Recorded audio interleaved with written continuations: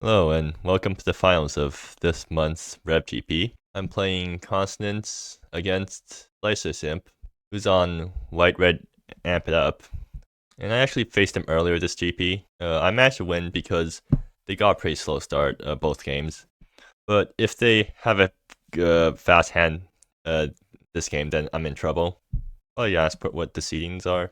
So for example, this hand isn't great because it's super slow. It would be great in a slower matchup. No, would it be great? No, it had just one thing and then nothing else. But yeah, I'm definitely not be able to keep this hand. So okay, what about this hand? Elvish Witness and then nothing else. I think it's still worth keeping though. Yeah, it's worth keeping because I don't want to go too low. Wait, they went down to 4. Wow, that's not very fortunate for them. Okay, do I keep this then? I guess I do. And I hope to top deck something good eventually. I'm gonna bottom the Luxurious Estates because I don't want to lose too much life off my lands. And yeah, I'm just gonna go turn 2 Elvish Witness and try to scry into some removal. Do they have a 1-drop? I mean, they probably do. Their deck is full of 1-drops. And they're gonna make a token. I mean, okay, that's fine. That's one of the least threatening things they can do on turn 1. Forest, cool. I'm just gonna get out my Fury Calhelion mana ahead of time. So let's see, Fury Calhelion again. I wonder if I can just, like, how good is it's chaining a bunch of Fury Calhelion? No, wait, I need to bomb both these cards because otherwise I have no plays next turn. Is that my logic? Yeah, because I can't afford to not have any plays next turn. That's way too slow against their deck. I'm binning both these guys. I'm hoping to either get a 3-drop or a 4-drop off the top. I guess a really bad situation would be if I don't draw any, or if I just top deck a Grand Consonance or something. Then I just play Luxurious Estate tapped and then do nothing. Are they just antheming? No, they're just making a bunch of tokens. They do have anthems. I guess it's not anthem that it doesn't last for more than a turn. So it's, I guess, overrun effect. No, it's not even overrun effect. Okay.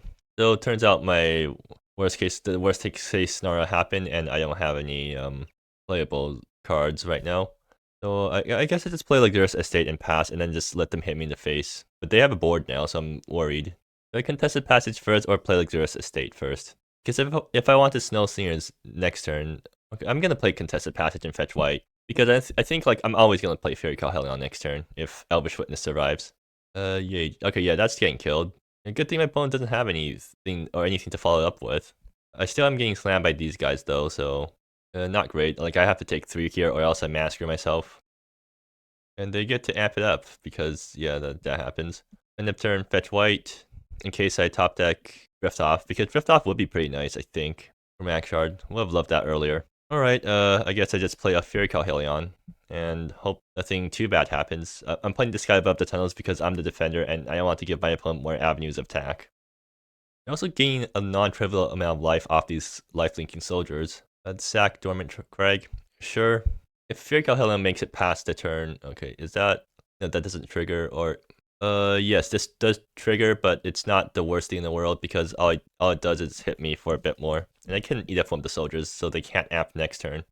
Okay, so now I'm in a good situation because I have Snow Slingers. Oh, alright, that's fun. Well, if I attack with Fury Calhelion, I don't get to block. That's a problem. And I don't want to let them amp with Emphatic Beat and whack me and not have blockers for that. Do I just... I guess I'm gonna play Snow Slingers and see why I top deck. Somehow I actually got perfect mana now. If I... Oh, that's a lot of lands. Yeah, there's no point in tapping, right? Well, actually, if I untap my lands, I get to play Elvish Witness plus Chromac Shard. That gets me a decent draws for next turn, probably. And then I can just chump with my Elvish Witnesses because I don't really need them at this point. Or hopefully I don't need them. I mean, whacking my opponent is probably a good thing, just in general. Are there... Do they have any ways to buff... Yeah, they have Gather Strength right up here to buff toughness. Leaving back Fury Calhelion lets me play around stuff. Alternative alternative plays is to just attack with Elvish Witness and leave back Fury Calhelion. Yeah, that's way better. I'm on the defensive, so it's probably just better to... Okay, there we go. I think I'm going to Scry first. Yeah, or Surveil first, I mean, because there might be something good off the Chromac Shard that I want. Okay, Acid Hide is pretty good. U-Divide is less valuable. But Acid Hide should help me stabilize quite nicely. So play Chromac Shard, draw the Acid Hide. Did I already play a land this turn? I think I did, right? Yeah. But even if both my Elvish Witnesses get killed, I can still play Asahai and then plus, and that makes some blockers for whatever Slicer Simp's up to. They do have ways to give trample though, so that's also something to worry about. They can probably amp twice this turn if they. Did they top that tech the thing that gives trample? No, they're just buffing their guys. All right. I think. Wait, Trump. I think I'm all right going down to 2. I think. All right. That's nice. Oh, drift off. Okay, yeah, that's extremely good. Oh, they just concede. Yeah, they mulligan down to 4, which is really not great for them. I kind of understand why they conceded early. They're probably pretty tilted right now. Okay, anyways, what do I bring in? All of these guys. Actually, do I need this many Brazes? Okay, so Asahai comes out because Asahai is just worst cassette in this matchup. Snow Sirens comes out because that's a slow thing. Drift off answers a lot of important things. A Braze isn't actually that good because they have a bunch of token spam. So I still need to cut 4 things. Silver Saw and Ancient, I don't think it's necessary because it's just really high. Like, I don't need this guy, right? I mean, it does stabilize me really nicely, but I don't want this guy stuck in my hand. Grand Consonance can stay because that's the namesake of my deck. Actually, I can board out 1 Grand Consonance, I think. And I'll board out a Drift Off because that thing is sort of slow. Cassette is probably just the best card in this matchup, I think. Drift Off, what? So it answers all their enchantments. And actually, maybe I should keep in Drift Off. Well, spending a turn to answer the enchantments isn't great, but if I kick Drift Off, then I answer 2 things, and that's really nice. Maybe I'll board like this. Yeah. Sure. I'll run this back. Bringing down the house isn't great if I have guys on board. Yeah, I'm just gonna run this back like this. But they're on the play, so that's a lot better for the. Okay, this hand would be great if I had any more lands than this, but I can't keep this, so I have to mulligan that. And really slow hand. Are they just gonna kill me before I get to do anything? I feel like that's what's gonna happen, and that's why I can't keep this hand. Yeah, I'm going down to 5, and this hand. Sure, it's better than nothing. So Unaesthetic Drift Off, that's definitely being kept. No, I need Chromatic Shard. So I need to bomb 2 things. I think I bombed Drift Off. Like, Fury Calhelion is just so good, so I can ramp into a turn 4 Fury Calhelion if I get good draws. Contested Passage comes out, and this is fetching red. They have Emphatic Beat on turn 2, Spirited Protest. Okay, that's concerning. Mountain. Braze. Okay, that's good. Actually, do I keep up Braze or do I run out Chromatic Shard? Braze is good if they play out one of their 3 drops. They have a lot of 3 drops. They're probably really incentivized to play out their 3 drops right now. What do I get if I play Chromatic Shard? Like, what do I get to Fury Calhelion on turn 4. I think that's the only thing that it gives me. With Arnesec, I don't think it even changes much, right? I can't Fury Calhelion ahead of schedule no matter what I do, or ahead of turn 4. So I think it's better for me to keep up Braze. Also because if they have anything, like their 3 drops want you to amp, so they're going to be incentivized to play their 3 drop free combat, especially since they also have Spirited Protest. I'm just hoping they play into it. They can also play around Braze by just playing out some smaller stuff. And then, is this Emphatic Beat? Oh dear. Alright, if they go to combat, I'm brazing the White Soldier in order to... Okay, they're going to be able to amp the first time. The Braze will save me 3 life, so it's worth brazing the White Soldier. But yeah, board's looking pretty scary. Oh, they can do that. Right. Alright, looks like that didn't actually help me that much. Actually, right, this guy is 1 less because of how the timing works out. Forest, okay, that's good. Means that I don't have to lose life to play Aren't Aesthetic. So now Aren't Aesthetic gets to grab a land and then get Fury Calhelion next to... Oh. Okay, I guess Aren't Aesthetic just grabs Cathette and I'm alright with that outcome. So next turn Cathette comes down, blows up something, makes some blockers, hopefully that lets me survive.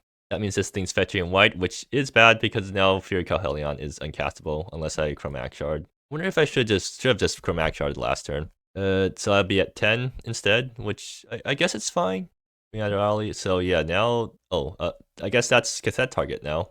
Oh, are they unblockable? It's 3 or greater. Yeah, that's concerning. Well, at least I'm not getting whacked for too much. Like, I'm only getting whacked for 6. They somehow didn't manage to amp it up more than usual. Okay, so if I drift off, cool.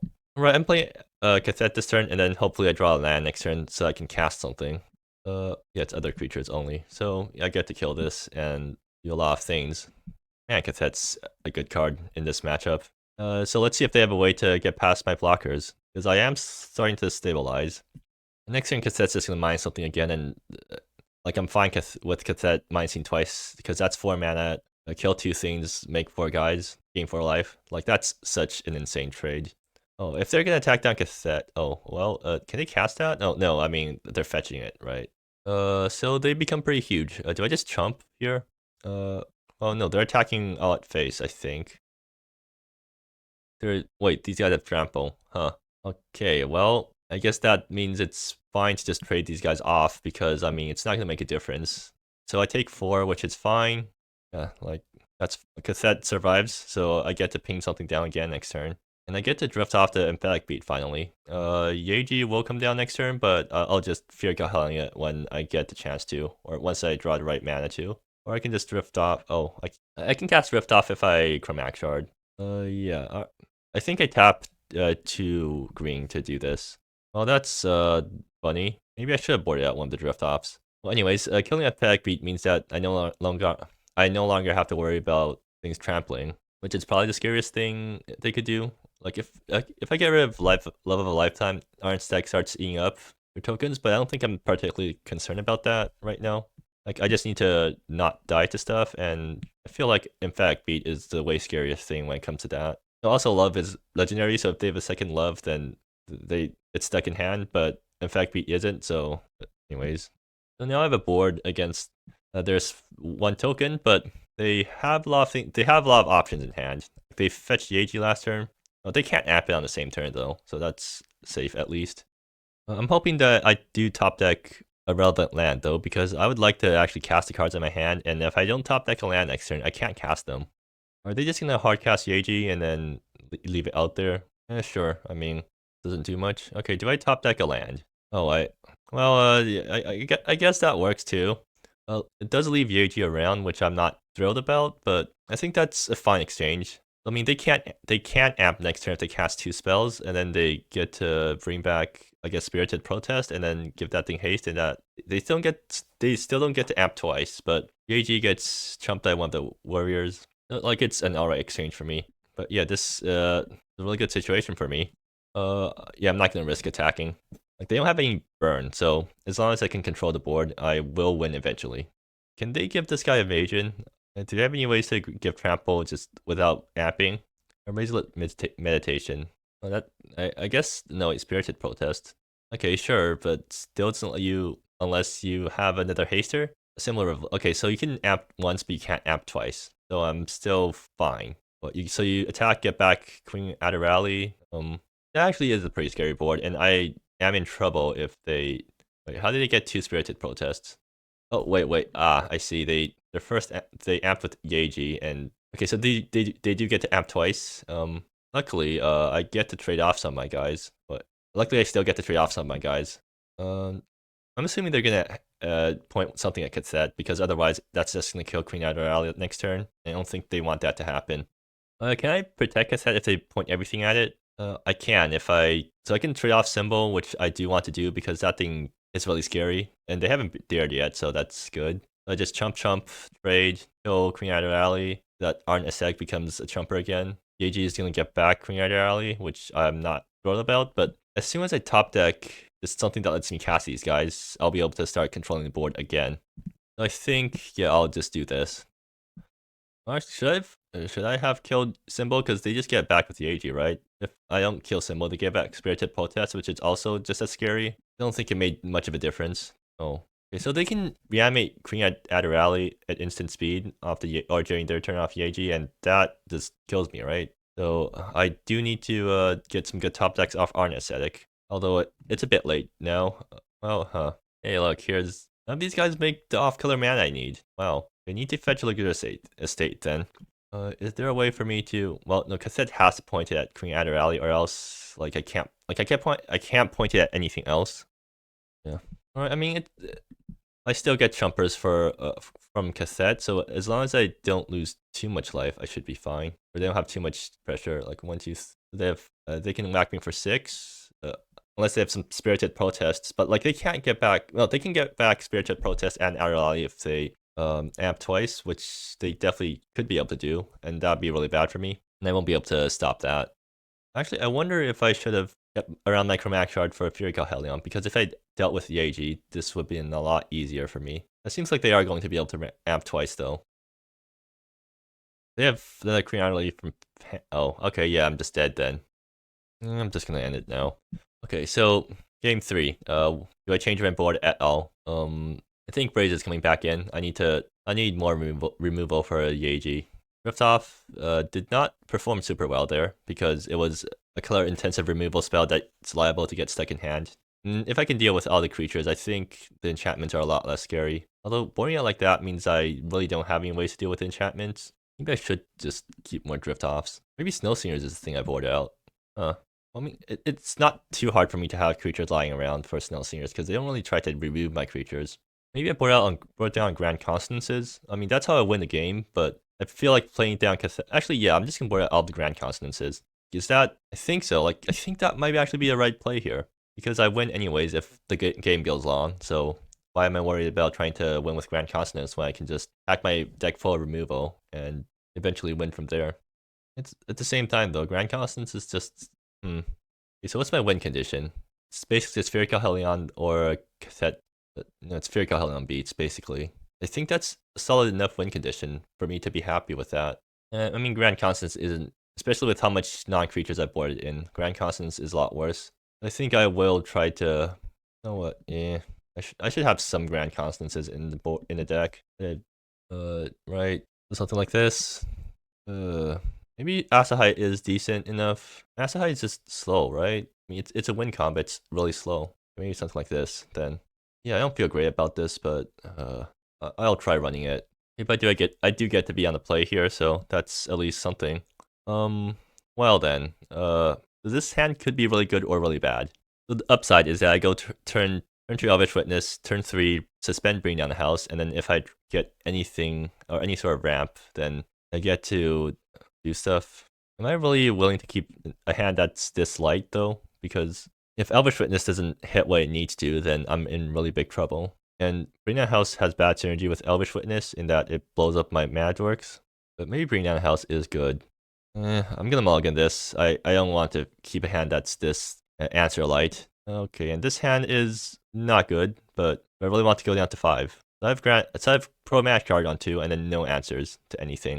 So that's 1 draw, and then after that I need to okay, I think I'm gonna keep this. I don't want to go down to any lower. And like this hand has a lot of potential if I can survive the early turns. And since I'm on the play, I need to worry less about answering stuff early.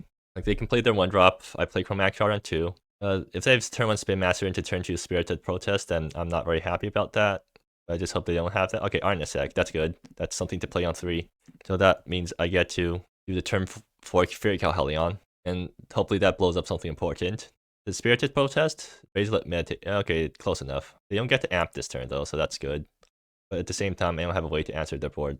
Another Art Aesthetic. I think this is a good time to play out Nascent Light Vein. Okay, so I actually do need to make a decision here because I won't be able to cast certain cards if I make certain decisions. Alternatively, yeah, I'm never naming Bring off Nascent Light Vein, so I can just delay it because I already have all these colors. I'm just gonna play out Art Aesthetic and use it as a blocker. Ufro, that'd be nice. Do I fetch a land? So I can grab Fury Helion. So that thing, so options here, either grabbing a land or grabbing a Fury Helion.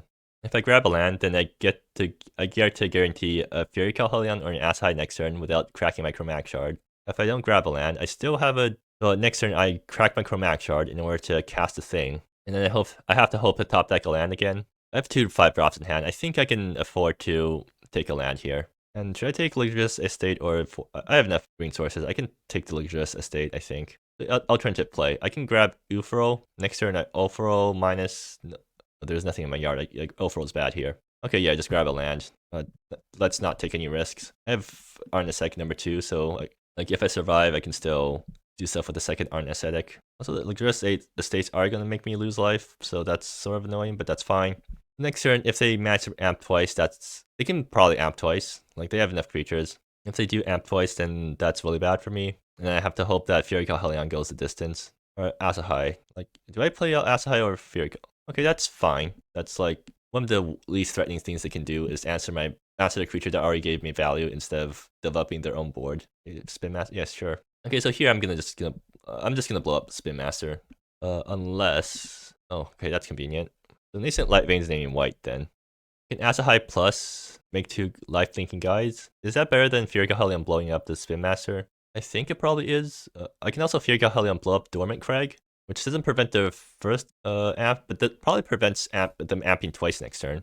And also Masquerade them out of red, because it seems like they're Masquerade right now. Actually, yeah, I'll go for that play, and hopefully I don't get punished for it. So yeah, pretty aggressive play for me. Symbol Revolution. Okay, yes, they are Masquerade, so blowing up the land paid off for me. And Nascent Life Vein again. Okay, so this is naming white. Do I play out Can I play out Arnesec here? Arnesec. Yes, I can play out Arnesec and Asahai this turn, even if Arnesec doesn't fetch a land. I think that's what I should do. So I can't deal with Symbol of Revolution right now, but yeah, I can just flood the board with some creatures, and that's probably really good against them.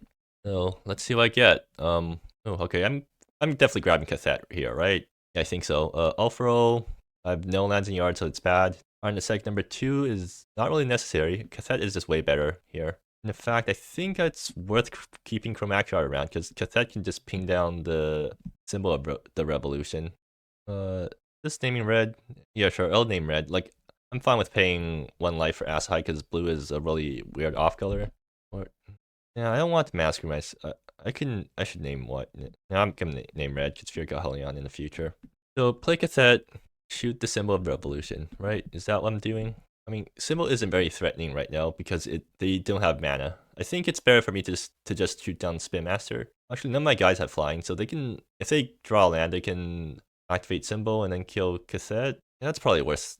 Yeah, I think I've convinced myself to kill symbol instead of the Spin Master. And I'm just gonna play defense for now. Alright, I need to set this guy to 2 loyalty. So next turn, Cathet's gonna kill the Spin Master. Oh, they're just completely Masquerade. Yeah, that's really unfortunate for them. Oh, Cathet number. Okay, yeah, that's a series of really nice draws. So here I'm just gonna kill the Spin Master, attack with my guys. They don't really have a way to give haste. Yeah, I'm just gonna kill that. Do I play out? I can also play out Asa. Oh, did they just concede? Yeah, that's unfortunate. Alright, so game 3 was sort of anticlimactic because they didn't draw land, and then my Fear Galhelion blew up their only land, or their other mass source. And then game 1, they mounted to 4. Yeah. Like, I feel like their deck should be able to beat mine. Game 2 was a good example of their deck just going over or getting under my deck. But they got really bad draws both the games where I was on the play, and then they just couldn't finish the job. But yeah, so that's this month's Rev GP. Seems like I've won another GP, so I get to promo something again. So yeah, guess see you for the next Rev GP. Yeah, I guess I should talk about the deck a bit more. This is the list that Kaio gave me. Ofro was, like, I'm not super high on Ofro, but it has done pretty good things for me this GP. Like the previous version ran Calamity Smith, which I honestly prefer more because Calamity is more reliable, and it's always going to be generating mana, and it's also less. Well, the mana intensity doesn't matter because you always have green. I'm not a big fan of how Orpho minuses and has to be from yard, so sometimes Orpho is just not live. The ping is pretty nice, or I guess the shock. The shock is pretty nice still at controlling the board. So it's still a toss up between Orpho and Calamity Smith. No Seniors has been really good for me. Basically, you can eat very easily. Just turn this thing into a 0 mana draw 3. I'm definitely keeping these guys around. Drift Off.